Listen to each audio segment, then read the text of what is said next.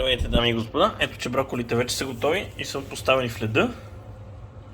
И сега ще претърпят една операция, която трябва да я направим.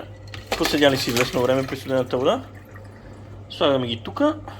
Не знам тия лечета какво ще ги правим, защото след малко виждате тук загрявам зехтинче с масло, където ще сложа и 2 скелетки чесън.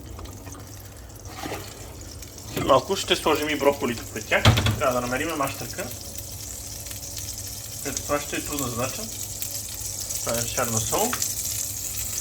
Аз междувременно ще ти покажа. Ще дръпна тигана, докато намеря мащърката. Сощото, което се състои от нарязан див лук или пресен лук, но аз нямам, затова съм нарязал ситно стар лук.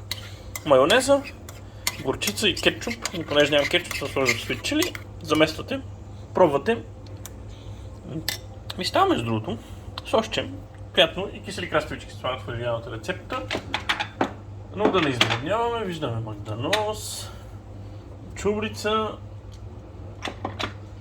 Уж си подредихме подправките, но какво да ви кажа? Може би това е мащърката. Слагам и така. Слага се стръкча мащърка, което видях, че в рецепта после се маха, но в случай няма да е така.